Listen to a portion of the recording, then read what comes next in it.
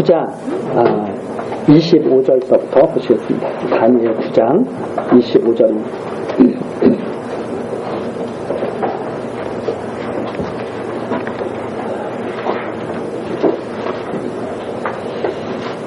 그러므로 너는 깨달아 알지니라. 예루살렘을 중건하라는 영이 날 때부터 기름 부음을 받은 자 곧 왕이 일어나기까지 7이레와 62이레가 지날 것이요 그때 곤란한 동안에 성이 중건되어 거리와 해자가 이룰 것이며 62이레 후에 기름 부음을 받은 자가 끊어져 없어질 것이며 장차 한 왕의 백성이 와서 그 성읍과 성소를 회파하려니와 그의 종말은 홍수에 엄물릴 것 같을 것이며 또 끝까지 전쟁이 있으리니 황폐할 것이 작정되었느니라. 그가 장차 많은 사람들로 더불어 한 이레 동안의 언약을 굳게 정하겠고 그가 그 이레의 절반에 제사와 예물을 금지할 것이며 또 잠포하여 미운 물건이 날개를 의지하여 설 것이며 또 이미 정한 종말까지 진노가 황폐케 하는 자에게 쏟아지리라 하였느니라. 27절까지 말씀입니다. 우리 그 주부에 보시면 하나님 나라, 영원한 나라가 성취될 것을 미리 다니엘을 통해서 계시해 주시는, 보여주시는 그런 내용인데, 우선 영원한 나라가 임하는 시기, 그러니까 전체적인 대략적인 말씀을 지금 하고 있습니다. 이 다니엘서를 많은 사람들이 자꾸 이제 어렵게 만드니까 더 이제 보면 볼수록 더 어려워지는데 사실은 너무나 명확하고 간략한 내용입니다. 모든 역사를 하나님이 다 주관하신다. 그래서 세상 나라가 역사를 주관하는 것이 아니라 하나님께서 섭리하신 것이 역사다. 이걸 말씀해 주시면서 하나님의 영광을 다 보여주시는 내용이에요. 그래서 큰 내용은 이겁니다. 바벨론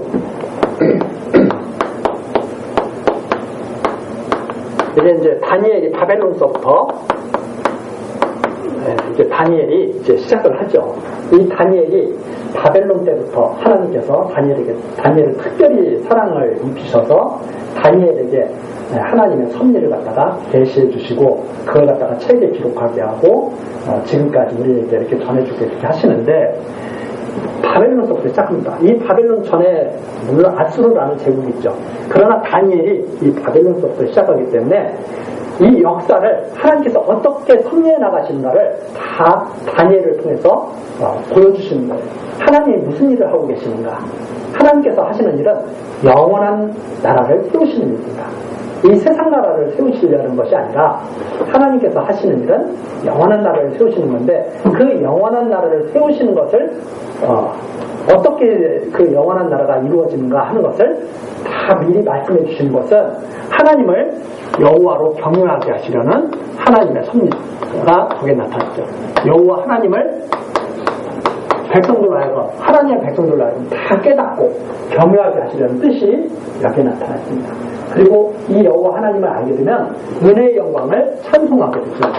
그래서 마지막 결과는 은혜의 영광 찬송입니다. 마지막 결과예요. 여호와 하나님을 아는 자들은 누구나 할 것 없이 은혜의 영광을 찬송하게 됩니다. 하나님께서 마지막으로 우리에게 이루실 일이에요. 하나님의 백성들에게 이루실 일은 감동이죠. 은혜의 영광을 찬송하며 살게 하시는 거예요. 그래서 하나님 백성의 가장 고도의 성숙한 모습은 어떤 모습이냐? 은혜의 영광을 찬송하면서 사는 기쁨으로 살아가는 백성 되는 거다. 우리가 은혜를 누구한테나 조금 은혜를 받으면 엄청 기쁘잖아요. 누구에게 조금 사랑한다는 말만 들어도 마음이 흐뭇하잖아요. 하나님의 은혜의 영광은 얼마나 놀랍겠어요. 하나님을 여호와로 경외하는 사람들은 반드시 은혜의 영광을 찬송하게 된다. 이것이 이제 에베소서에 나와 있는 말씀입니다. 은혜의 영광을 찬미케 하는 것이다. 그래서 여호와 하나님을 알게 하시려 하는 것이 바로 계시의 목적이고 그리고 그 결과로 은혜의 영광을 찬송케 하려고. 자, 그런데 역사를 하나님께서 이루어 나가서 영원한 나라를 이루시는데, 영원한 나라는 바로 그리스도.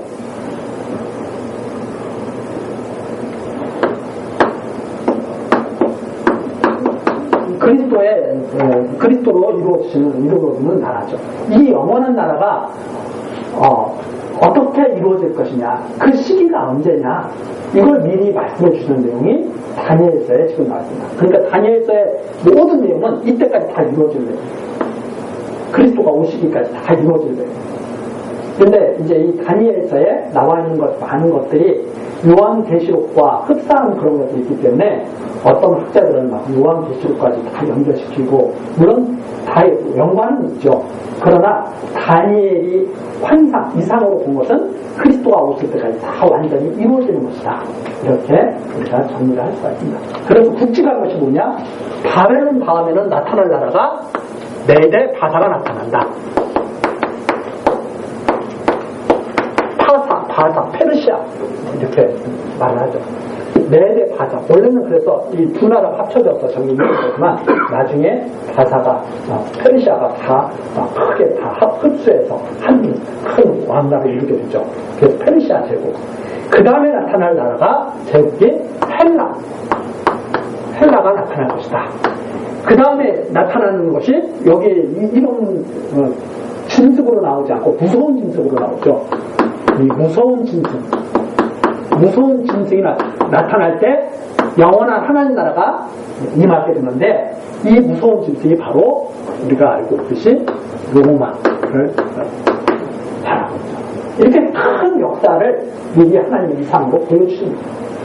그리고선 이걸 갖다가 다니엘이, 여기 살고 있는 다니엘이 또, 그리고 페르시아 제국 초기까지 있었던 다니엘이 이 역사가 어떻게 다 이해가 겠어요. 그러니까 그것을 갖다가 차근차근 다니엘에게 알게 해주시는 내용이 지금 계속 나오고 있습니다. 그러니까 이걸 기본으로 해서 장차 이루어질 일을 알아듣도록, 이렇게 하나님이 정말 섭리하시는 역사라는 것을 믿을 수 있도록 계속 계시해주는 내용이 나오고 있다. 그러니까 이때 이런 모든 역사를 미리 하나님께서 말씀하신 것은 내가 정한 대로 반드시 이루는 여호와 하나님이다. 변하지 않고 내가 그대로 이루어가는 여호와 하나님이다 하는 것을 알게 하시려는 것이 여기에 담겨져 있죠. 자, 그런데 지금 이제 여기에 9장서부터 나오는, 지금 25장에 나오는 것은 다니엘이 딱 보니까 바벨론 포로로 잡혀간 다니엘이 보니까 돌아가서 성전을 회복하고 예루살렘을 다시 세울 때가 왔다는 사실을 깨닫게 된 거죠. 그래서 그 70년에 담긴 의미를 깨닫게 된 거예요. 그래서 다니엘이 기도를 열심히 간절히 기도를 하고 있을 때 그 기도가 벌써 하나님께 시작하기도 전에 하나님께서는 벌써 천사를 통해서 다니엘에게 장차 이루어질 일을 말씀하시는 내용이 나오고, 그것을 갖다가 지금 자세하게 풀어서 좀 더 자세하게 풀어주시는 내용이 나오는 거죠. 25절, 너는 깨달아 할지니라. 예루살렘을 중건하라는 영이 난다. 예루살렘을 다시 세우라는. 예루살렘이 586년에 망하잖아요. 586년에 예루살렘이 멸망하는데 이걸 다시 세우라는 영이 난다. 이 영이 바로 하나님께로부터 내리는 명령입니다. 하나님의 명령을 딱 듣고 메대 바사에서 누가 일어나게 되냐면, 이때는 무너뜨리라는 명, 예루살렘을 무너뜨리라고 하는 명은 누가 받냐면 느부갓네살이에요. 다 유명한 분들 아닙니까? 이 사람은 예루살렘을 무너뜨릴 명을 받은 사람이에요. 그 예루살렘을 무너뜨리게 되죠. 그런데 예루살렘을 중건하라는 영을 받을 사람이 있어요. 그건 누구냐면 바로 고레스. 고레스는 예루살렘을 중건하라는 명을 받을 사람이에요. 고레스는 이게 바로 이사야 선지자를 통해서 다 미리 다 말씀하신대요. 또 에레미야 선지자를 통해서 다 말씀하신 내용이다 이 말입니다. 그래서 멸망시킬 사람도 있지만 세우라고 할 사람도 있어요. 미리 하나님께서 다 지명해서 다 부른 사람들이에요. 기름을 부은 사람들이에요. 기름 부은 사람들은 하나님의 일을 시키기 위해서 기름 부은 거예요. 기름 부은 사람. 그래서 중건하라는 영이 날 때부터 기름 받은 자 곧 왕이 일어나기까지 7일에와 62일에가 지날 거예요. 7일에 하나님이 정한 때입니다. 7일에와 62일에가 지날 거예요. 그런데 이 고레스가 칙령을 내려서 하나님의 명을 받은 고레스가 칙령을 내려서 예루살렘을 중건하라고 그랬어요. 성을 다시 성전을 다시 세우라고 포로들을 돌려보내게 되잖아요. 그런데 문제는 평안하게 중건되는 게 아니에요. 평안하게 성이 다시 중건되는 게 아니라 이 무너진 성이 평안하게 다시 중건되면 얼마나 좋겠어요, 우리 생각에. 그런데 중건될 때 어떻게 중건되느냐, 여기에 나오는 것처럼 곤란한 동안에 성이 중건될 거예요. 그래서 여기 25절 마지막 부분에 하죠. 그때 곤란한 동안에 성이 중건되어서 거리와 하절. 그런데 곤란한 동안에 중건되긴 하는데 반드시 완공될 거예요. 그래서 안 될 것 같은데 될 거예요. 그래서 우리가 지금 에스라, 느헤미야 그런 데 보면 안 될 것 같이 막 시간을 끌다. 그렇잖아요? 막 1년 지나고 2년 지나고 3년 결과가 없어요. 그러다가 막판에 확 되죠. 그런 내용이 에스라, 느헤미야에 다 나옵니다. 아주 곤란한 동안에 드디어 예루살렘이 완전히 중건이 되고 해자까지 이룰 거예요. 완전한 성의 모습을 다 갖출 거예요. 그런데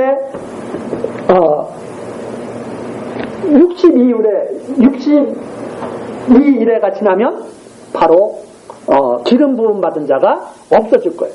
그러니까 고레스가 성전 짓는 것을 갖다가 완공되는 것을 갖다가 다 끝까지 보지를 못해요. 그리고 죽을 거예요. 실제로 역사 속에서 그렇습니다. 성은 516년, 여기 586년에다가 나중에 성은 이제 444년까지가 완전히 이제 되는 거거든요. 예루살렘 성전은 516년까지 되고, 근데 고레스는 일찌감치 전사를 하게 됩니다. 네. 529년에 고레스가 전쟁에서 바로 이제 전사를 하게 되죠. 자, 이렇게 해서 하여튼 성이 완공될 거예요. 이제 성전도 완공되고 예루살렘 성도 완공이 될 거예요. 그 다음엔 또 무슨 일이 있을 것이냐? 그게 이제 메대 바사 때 완전히 중건이 된다 이 말입니다. 메대 바사 시대 때, 페르시아 시대 때 완전히 예루살렘이 다 완공되고 성의 모습을 다 갖출 거예요. 근데 이제 문제는 그 뒤에 어떤 일이 생기냐면, 그 뒤에 한 왕이 이를 거예요. 장차 한 왕의 백성이 와서 그 성소를 회파하려니와. 그런데 팔자까지 다 이룬 이 성을 장차 한 왕과 백성이 와가지고 그걸 다시 다 막 엉망으로 만들어버릴 거예요. 그때가 바로 헬라 시대잖아요. 그때가 바로 헬라 시대예요. 근데 이 내용이 그 뒤에 이제 뒤에 자세히 나오기 시작합니다.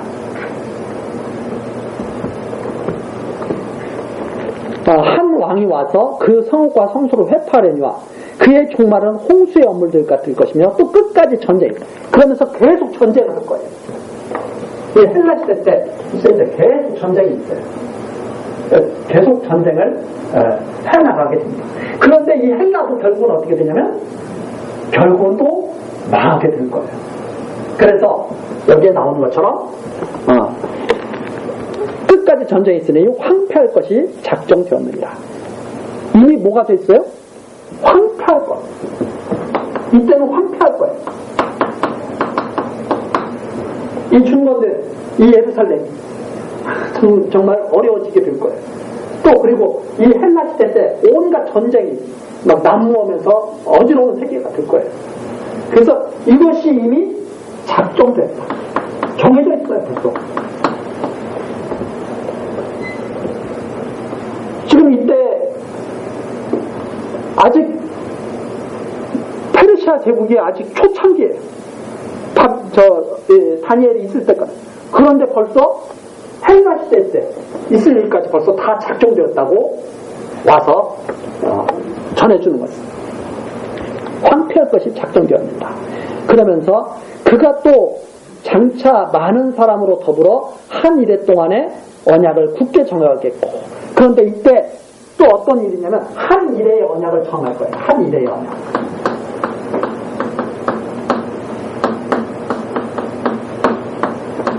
한 이래의 언약. 7일간의 언약을 딱 정하는 일이 있을 것이다. 이때.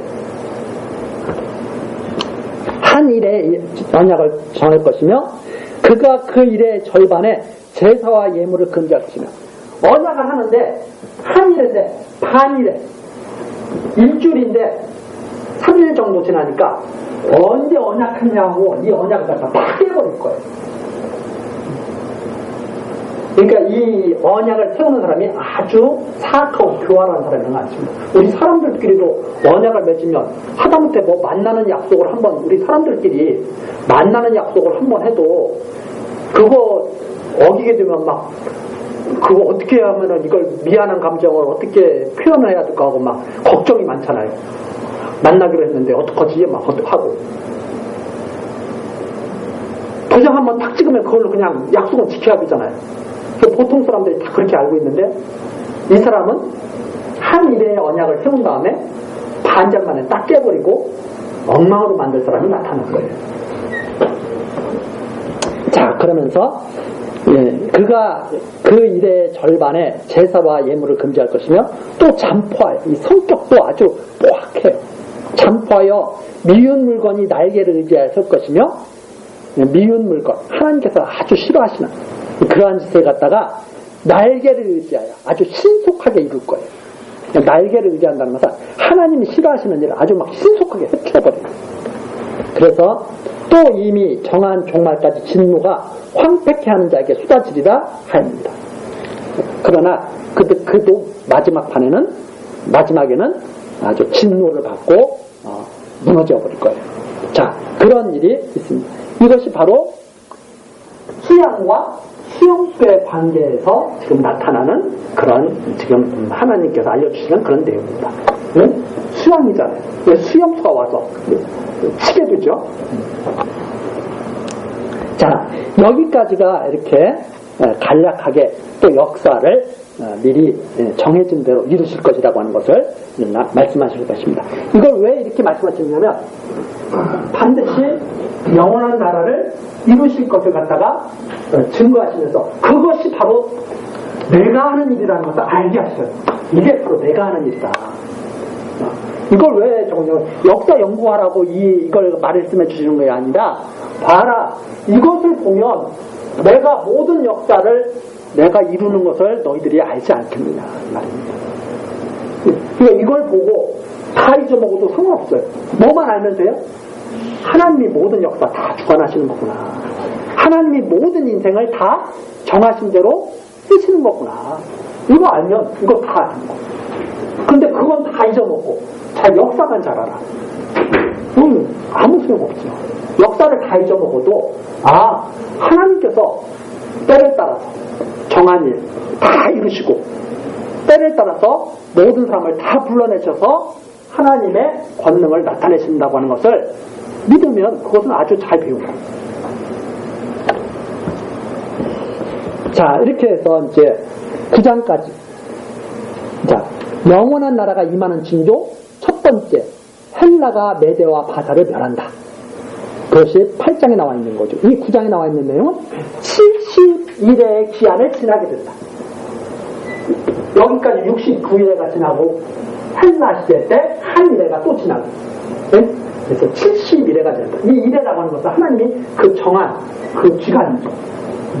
이때를 지나가야 돼요, 다. 그러니까 한 일회가 나타나서 한 일회에 반전에 미운 물건을 신속하게 세우는 일이 나타나야 돼요. 그래서 그런 일들이 다 정해져야 돼요. 그것이 지나가면 이제 영원한 나라가 이만한 시기가 점점 다가오게 되겠죠. 그러면 우리가 이렇게 생각을 해보세요. 자, 이거 말씀을 잘 깨달은 사람들 딱 보면 예루살렘이 멸망했다. 그 다음에 무슨 일이 있을 것 같아요? 중건하겠다. 근데 중건이 되는데 아주 힘들게 중건이 됐구나. 힘들게 중건됐어요. 중건이 다 됐어요. 자, 그러면 영원한 나라가 가까웠어요? 아니면 아직 멀었어요? 처음보다는 점점 가까웠잖아요.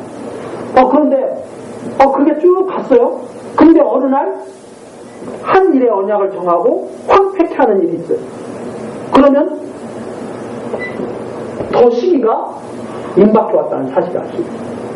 그런 이런 징조들을 보고 시기가 임박한 것을 알게 됩니다.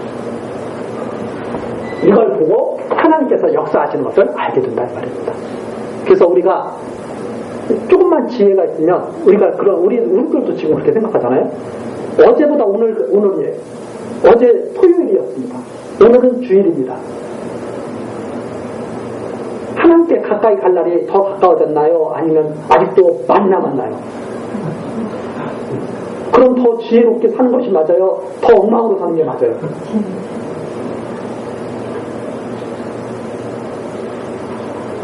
날이 가면 갈수록 더 지혜가 되는 거예요. 날이 가면 갈수록. 이것이 믿어지면 어제도 하나님께서 나를 그렇게 인도해 오셨구나. 그럼 오늘은 또 그렇게 인도해 가실 거고 점점 가까울 것을 알게 되죠. 그러면 하나님께 나아갈 소망이 있는 사람들은 마음이 더 어떻게 될 것 같아요? 정돈될 것 같아요? 더 엉망이 될 것 같아요? 우리 스스로 다 대답할 수 있습니다. 지혜로운 자들은 보면서 알죠. 하나님께 가까이 갈 날이 더 날로 다가온다는 사실을. 그러면 어떻게 살아야 된다는 사실을 더 우리가 깊이 생각하게 됐다 이 말입니다. 그런데 문제는 사는 동안 항상 평안만 있어요? 멸망했을 때 나쁜 일 나빴었죠. 망했을 때 얼마나 힘들었겠어요. 돌아가라고 했을 때는 기분이 어떻겠어요? 일이 좀 잘 되는 것 같아요. 안 돼요. 어떻겠어요? 그런데 안 될 것 같은 일이 됐어요. 살 것 같아요? 죽을 것 같아요? 막 날아갈 것 같았겠죠. 그러다가 흡이했죠. 그때 또 황폐할 일이 또 생겨요. 어떻겠어요? 이걸 보면서 누구를 바라보라고? 하나님 바라보면서 살라고. 우리에게 낮과 밤을 주시는 이유가 바로 그 이유입니다. 하나님 잊지 말고 바라보라고. 근데 사람들은 낮과 밤에 다 파묻혀가지고 낮에도 놀고 밤에는 불 켜고 놀고 그렇게 사는 거죠. 왜 이런 역사를 계속 이렇게 굴곡진 역사를 계속 살게 하시는가? 여기에 이 사람들도 살다 보면 인생이 그렇잖아요. 사람도 살다 보면 우리가 이렇게 쭉 살아가지만 살다 보면 좋을 때도 있지만 나쁠 때도 있다는 말입니다. 좋을 때도 있지만 나쁠 때도 있어요. 그럼 왜 이런 때를 주시는가? 하나님 잊지 말라고 그러는 거예요. 하나님 잊지 말라고. 그런데 우리는 여기 빠져요. 여기만 있으면 지고만장이죠. 여기에만 있으면 코 빠져 있고, 여기만 있으면 지고만장, 여기에 있으면 코 빠져 있고, 여기에 있으면 막 벌벌벌 떨고, 여기에 있으면 막 교만해져가지고 막 갑질하고. 그렇게 사는 건 사람이 사는 방법이 아닙니다. 사람은 어떻게 살아야 돼요? 찬양하고 기도하고, 찬양하고 기도하면서 사는 게 사람이에요. 그렇게 살라고 이렇게 하는 거예요. 찬양하고 기도하고 살라고. 근데 이걸 계속 잊어먹고 살기 때문에 사람들이 힘들죠. 그래서 이렇게 사는 사람들은 여기 가 있어도 살만하고 여기 있을 때도 살만하게 됩니다. 견디게 됩니다. 왜? 이분을 바라면서 살기 때문에. 그래서 이런 모든 역사 속에도 이렇게 하나님이 다 정해놓으신 거예요. 황폐할 때도 정해놨어요. 중건될 때도 정해놨지만 황폐할 때도 정해놨다. 자, 이렇게 해서 이제 하나님이 정해놓으셨는데 바로 그것이 70일의 기한을 정하도록 했다 하는 내용이 9장입니다. 그 다음 세 번째 징조가 하나님 나라가 임하는 징조가 뭐냐? 헬라가 망한다 이 말입니다. 헬라가 망한다. 바벨론 안 망할 것 같았죠? 메대 파사에게 망했잖아요. 메대 파사 안 망할 것 같죠? 헬라에게 망한다 이 말입니다. 그러면 헬라는 안 망할 것 같은가? 헬라도 망한다 이 말이죠. 그게 하나님 나라가 임하는 징조다 이 말입니다. 이런 것들이 차례차례 이루어지는 거 보면 하나님 나라가 임한다 이 말입니다. 그래서 10장서부터 이제 헬라군의 멸망에 대한 내용이 11장까지 나와 있습니다. 헬라 제국. 헬라 제국에서 유명한 왕은 우리 알렉산드로 잘 알고 있죠. 10장 1절입니다. 바사왕 고레스 3년에. 그런데 이게 헬라가 망할 것을 언제? 고레스 3년. 고레스 원년에 돌아가서 예루살렘 재건해라. 성전 세워라. 그랬잖아요. 고레스 왕 7년 내려서. 조금 지나가지고, 이제 고레스가 헬라에 의해서 망하는 거 벌써, 다니엘 벌써 다 알고 있는데. 헬라가 또 망한다. 이때 헬라가 망한 것을 미리 말씀해 주신다. 이 말이에요. 자, 그래서 10장 1절 바사왕 고레스 3년에 한 일이 베델 사살이라 이름한 다니엘에게 나타났는데 그 일이 참되니 곧 큰 전쟁에 관한 것이라. 다니엘이 그 일을 분명히 알았고 그 이상을 깨달은다.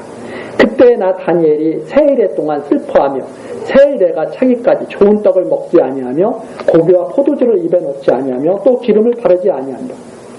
다니엘은 사실 세상적으로 봤을 때는 살만한 사람이죠. 다 왕들에 의해서 중용되고 하나님의 지혜를 갖고 있고. 그런데 이 상을 딱 봤는데 너무나 힘들고 슬픈 상을 봅니다. 뒤에 나오지만 자기 백성들이 황폐해 됩니다. 아니 황폐해. 자기 가족이나 마찬가지고 자기 고육이 이걸 미리 다 보는 거예요. 그러니까 얼마나 마음이 힘들었겠어요. 그래서 다니엘이 다 금식하면서 하나님께 간절히 간구하는 거죠. 그래서 4절입니다. 정월 24일에 내가 히데겔이라 하는 큰 강가에 있었는데 바로 티그리스 강을 말합니다. 큰 강가에 있었는데 그때 내가 눈을 들어 바라본즉 한 사람이 세마포 옷을 입었고 허리에는 우바스 정금을 띄었고 그 몸은 황옥 같고 그 얼굴은 번갯빛 같고 그 눈은 횃불 같고 그 팔과 발은 빛난 녹과 같고 그 말소리는 무리의 소리와 같더라. 다니엘이 금식하며 기도하고 있는데 또 놀라운 그런 이상이 또 나타나는 거죠. 그게 바로 그 모습을 표현했는데 이 모습은 계시록에 나오는 예수 그리스도의 모습 또 그리고 천사의 모습과도 방불합니다. 그래서 이 모습은 아마 예수 그리스도와 밀접한 관련이 있는 천사가 나타난 것이 아닌가 이렇게 생각해 볼 수가 있죠. 자, 그래서 잠깐 가서 확인해 보면 요한계시록 잠깐 가서 한번 1장 한번 1장